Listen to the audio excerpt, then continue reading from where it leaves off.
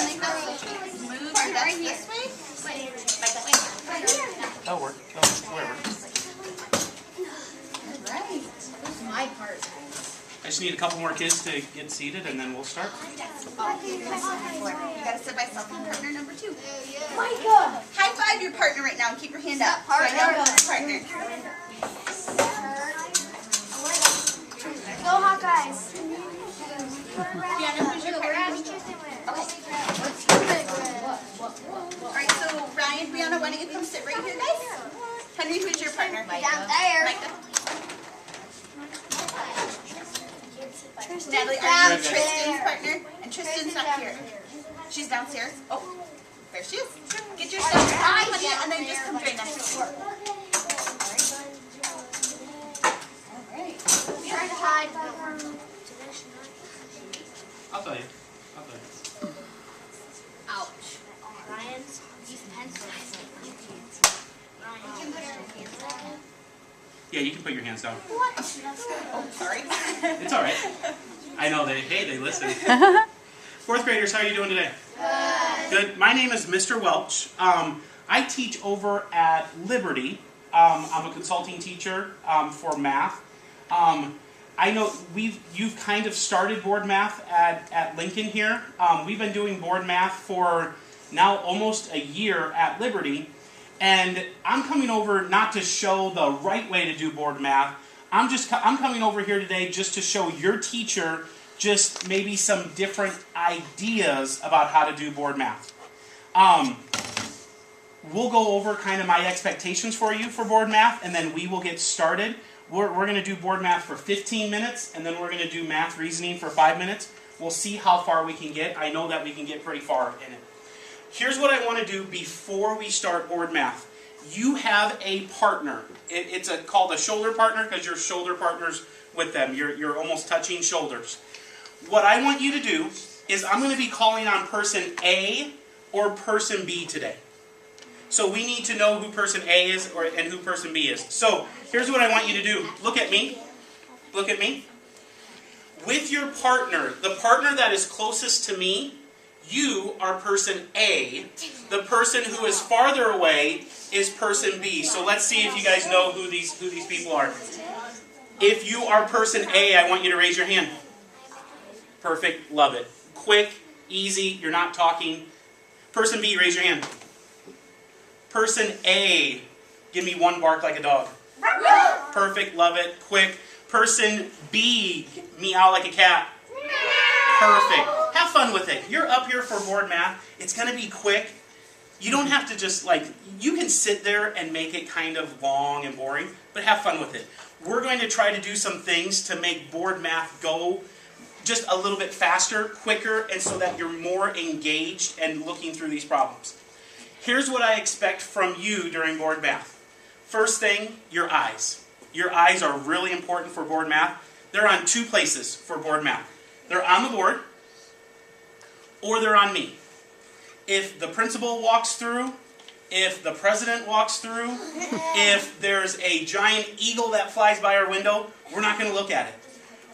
Board math goes by so fast that if we're looking to the back of the room, or on the floor, or out the window, we're missing a problem. And when we miss a problem, we don't get better at math. We do board math to get better. So show me really quick with your fingers, not with your arms, but with your fingers. Show me the 2 places where your eyes are today. Love it. You got to spread it out a little bit. Oh, I like that too. Perfect. Easy. There's no talking, and you can still show me that you understand. On the board or on me. If I move over here, same thing. On the board or on me. If I get down on the floor to right down here, where are your eyes again? On me or up on the board. Perfect. Second thing, hands. Hands, you're going to be using your hands a lot today. But for right now, I need your hands cleared and on your lap.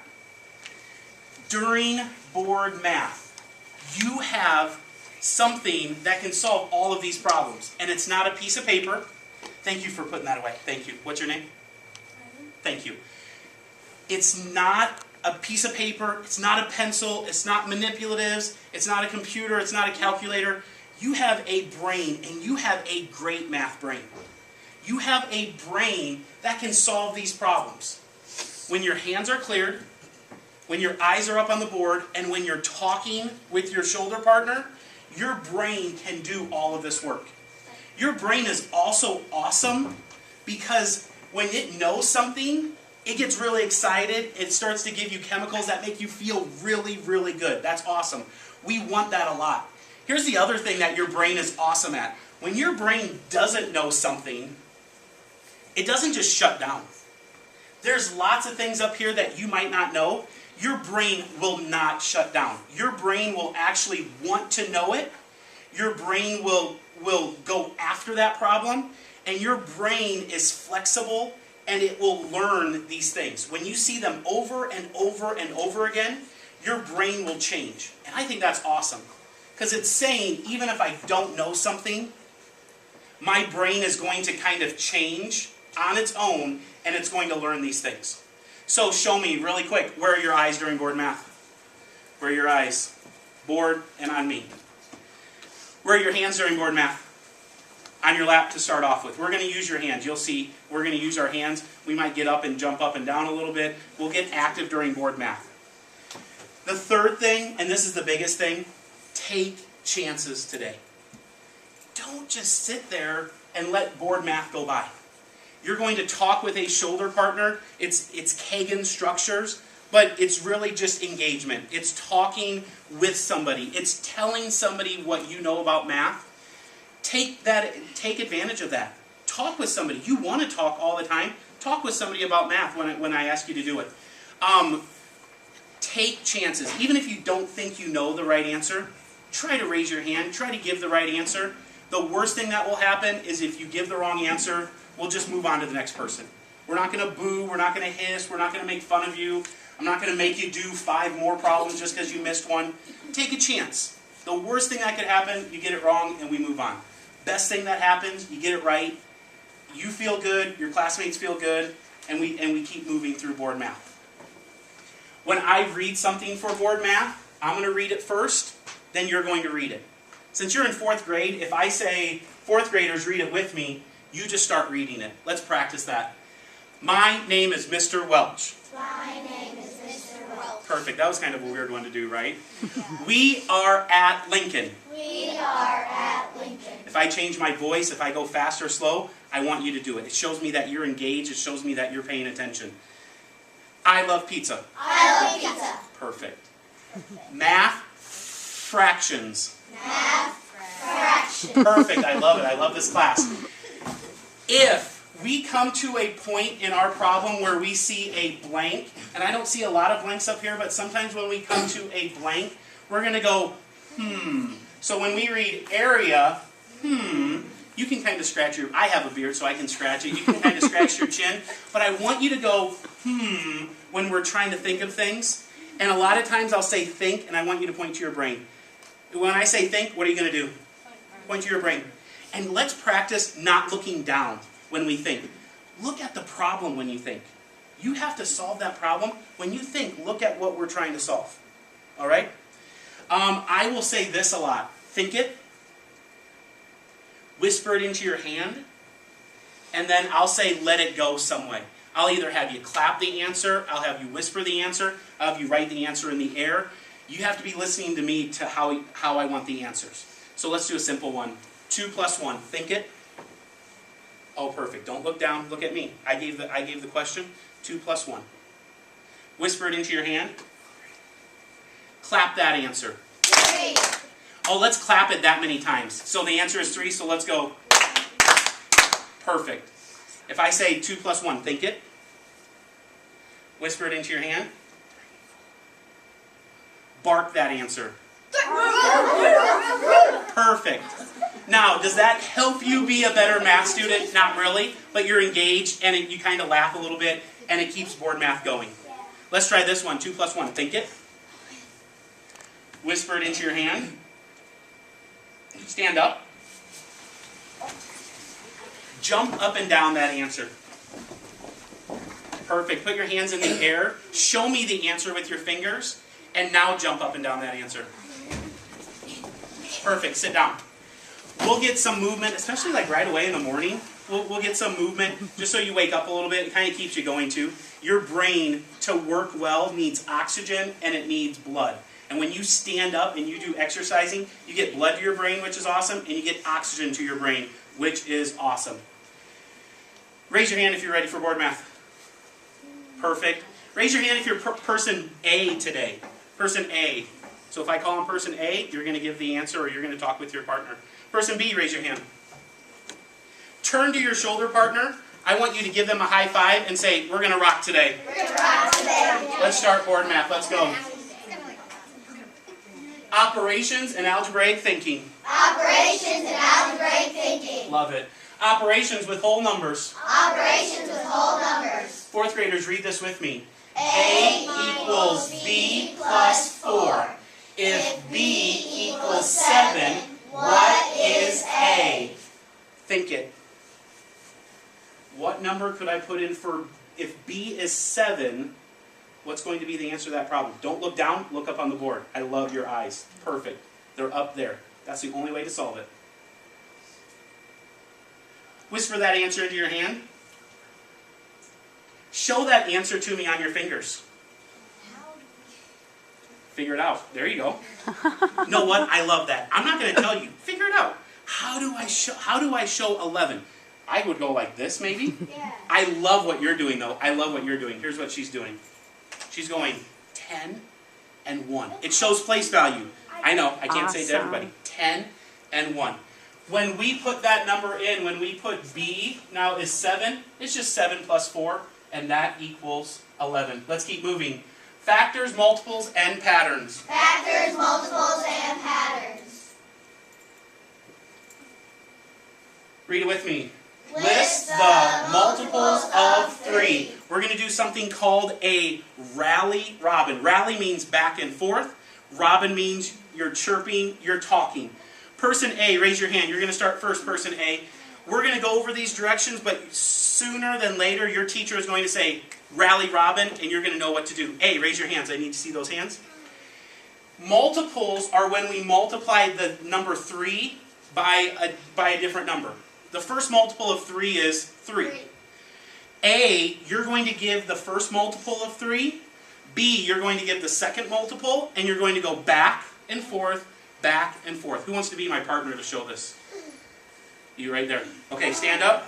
I'm person A. He's person B. We're going to do multiples of 3. Ready? 3.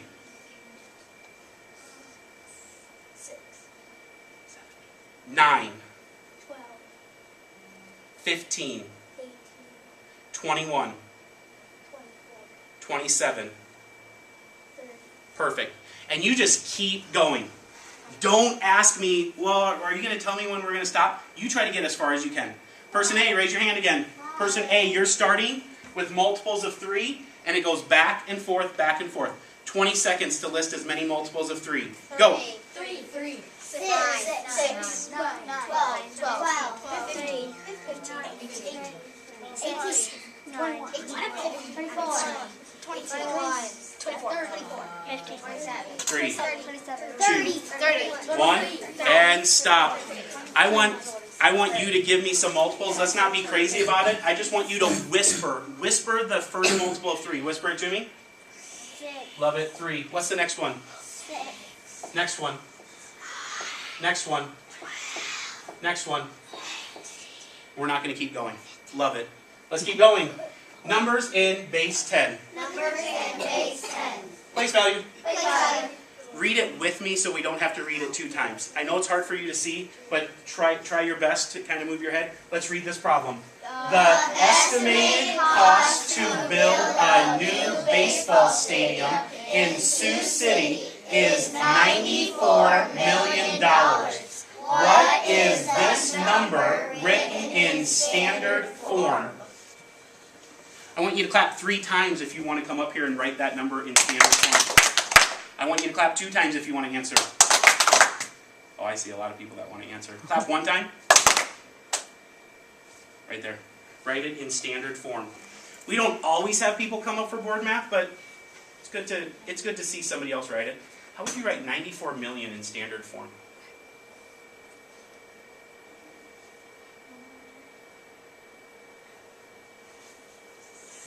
and I'm going to talk while she's talking. I love what she's saying out loud. I love it when kids talk about math out loud. She just said 94, and then she knew she had to put that comma because that's a different period. That's the millions period, and now she can go back and really check her work. Let's see what she has. Here, stand off to the side so that everybody can see it. Let's see. This is our one or hundreds period. This is our thousands period. And then this is our millions period. That is exactly how you write 94 million. We're going to do some praise. You already did it, but I do praise in our classrooms all the time. I want you to turn towards her. She took a chance.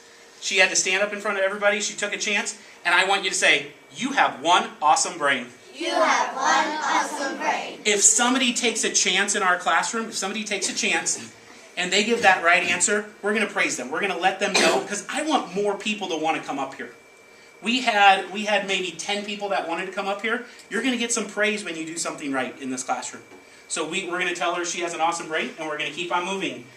Operations. Operations. Again, read it with me. You guys are doing a great job of reading it with me. Read it with me. On Thursday, Kylie's brother drove 167 miles. On Friday, he drove 68 miles. And on Saturday, he drove 73 miles. About how many miles did he drive in the 3 days? Somebody raise your hand. What's the key word in that question? The question is about. We always underline our question, right? Underline the question. What's the key word in that question? I see a key word that a lot of kids miss. I think almost all of my fourth graders always forgot about this word. Makes the problem easier. Right there. About. About. Turn to her and say, you have one awesome brain. You have one awesome brain. About means we don't have to solve the problem exactly. And we should be cheering in our heads when we see that. About means that we can estimate. So let's start to think about what these numbers are close to. Are they close to 100? Are they close to a 50? What would you say? Here, we're going to do something called the timed pair share. I'm just going to give you equal time to talk. I want you to look at 167. I'm going to give you 5 seconds of think time. What is 167 close to? What number with lots of zeros is 167 close to? Because this is estimation. We want to estimate it. What's 167 close to? You don't have to raise your hand because I'll either call A or B. A's, raise your hand. A's, I'm going to give you 15 seconds to tell your B partner what 167 is close to. B's, you have a job right now. B's, oh wait, look at me. B's, if you like their answer, you're just going to tell them, thanks for the answer. If you don't like their answer, coach them a little bit. Tell them what you think it's close to, and then come to an agreement. A's, 15 seconds, what is 167 close to? B's, either praise them, you're great, you rock, or coach them. Go. So he's A, right? So what did you say it was close to? 170. What would you coach him? You know what? I kind of like his. I like your answer. I kind of like his a little bit better because there's more zeros, and I can add zeros a lot easier than I can. It doesn't say that. And I don't even think it confuses you. I just think that you're thinking of it as round to the tens, and he's thinking of it round to the hundreds. I love that conversation. B's, you heard your partner. B's, I want you to raise your hand now. B's, raise your hand. What did your partner say? I heard a great conversation over here. One person thought one answer, another person kind of coached him, and they came to an agreement about another answer. B's, what did your partner say? What did your partner say? She said 200. 200. I love that. He's really good at math because he said, well, it didn't say what to round to, so he rounded it to 170. But when we're estimating, let's get lots of zeros. Okay? I'm going to write it up here just because we don't have enough room. 200. B's, look at 68. What is 68 close to? B's, same thing. B, you're going to talk to A.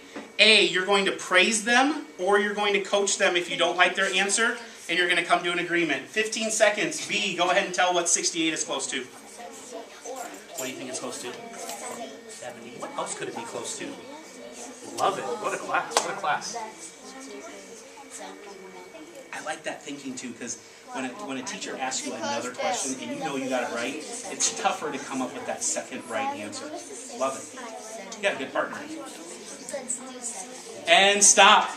A's, raise your hand. A's, you heard. I want to hear what you heard.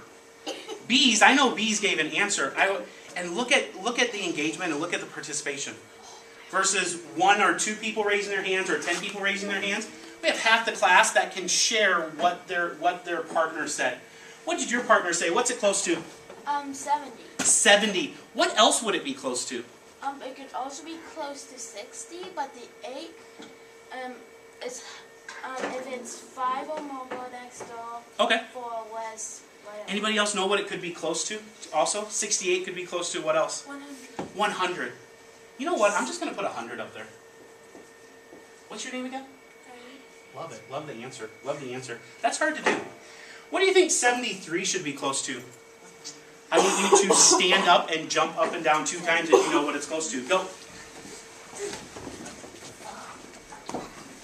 Whatever your answer is, if your answer was 40, I want you to jump up and down how many 10s are in that answer. So whatever your answer is, jump up and down how many 10s there are. Go.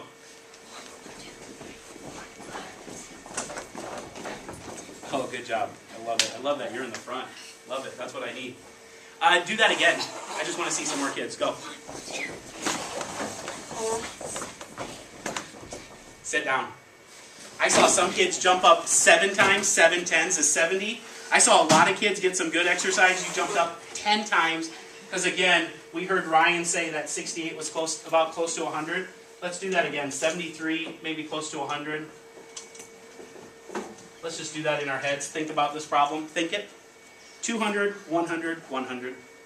Love adding by hundreds. Whisper it into your hand.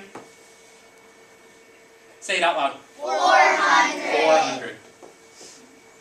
Let's keep moving. In about 5 minutes, we're just going to jump to, is that okay? We're just going to jump to math reasoning so that we can get that problem solving. I don't want to go too much. I only do 20 minutes. So 20 minutes is as much as what I kind of feel like they can probably do. So, and you're faster than I am. So I'm trying to explain some things. So numbers and operations. Numbers and operations. Fractions. Fractions. Oh, you didn't say it like me. Equivalent fractions. Equivalent fractions. Perfect. Read it with me again, 4th graders. Lily bought a package of 10 erasers. If 3 of the erasers are pink, what fraction of a number of erasers are not pink? Okay, you know what? We can do a time pressure for this one too. B, raise your hand if you're a B. B, I want you to tell your A partner what fraction are pink, and then A, I want you to tell your B partner what fraction is not pink. I'll give you 10 seconds of think time. B's, what fraction are pink? A's, what fractions are not pink? Think time, there's no talking. B's, what fraction are pink? A's, what fractions are not pink?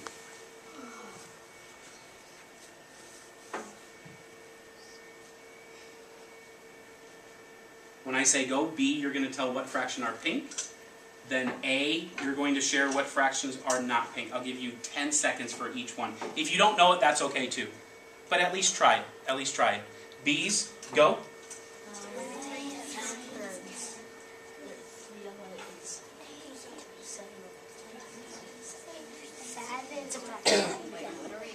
Now switch. A's, you tell your partner A.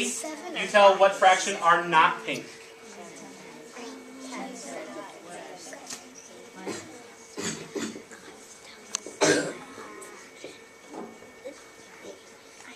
A's, raise your hand. What fraction did your partner say were pink? I love that you guys know your partners too. I want A's. B, you told it, so I want to hear your partner. What did your partner say? What fraction are pink? 10 something. 10 thirds? Yeah. I think we got to flip it around. Somebody else. I'm not going to boo. I'm not going to kick them out of the classroom. I'm not mad. This is a problem that you haven't seen before. I know you haven't seen this problem in 3rd grade, 2nd grade, 1st grade. So I love the guess. 10 thirds, there's 10, there's 3. We got to switch it around. What did you hear? 10. 3/10. What's your partner's name? Turn to that group and say, you are one awesome group. You are one awesome group. If 3/10 are pink, B's, raise your hand. What would your partner say are not pink? If 3 out of 10 are pink, what fraction are not pink? I love this problem, and it's a tricky one. It's a problem that we would see on a lot of assessments. What did your partner say? 7/10, absolutely. Turn to that group and say, you guys have some awesome brains. You guys have some awesome brains. Oh, let's say it better. You guys have some awesome brains. You guys have some awesome brains. That's a tough problem. Let's keep moving. Building fractions. Building fractions. I want you to read this at a whisper voice. Read it at a whisper voice. 16 roses for her mom. 1/4 of them were red. How many were red? I want to draw these roses really quick, just so you can see them. But I'm not going to draw rows. I'm going to draw 16. 1, 2, 3, 4, 5, 6, 7, 8, 9, 10, 11, 12, 13, 14, 15, 16. Whoa. If 1/4 of them were red, how many were red? And again, we haven't seen a lot of these problems, and some of you are giving me a look like you haven't seen this type of problem. That's okay. 1 out of 4 means for every 4, we circle 1. That's what we have. So let's just circle 1 out of 4. Let's circle this one, and let's count. 1, 2, 3, 4. And then let's start over counting again by 4s. Ready? 1, everybody. 2, 3, 4. 1, 2, 3, 4. 1, 2, 3, 4. That's 1/4 of 16. So how many are circled? Show it to me on your fingers. Good. No talking. Just show it to me on your fingers. Clap that answer for me.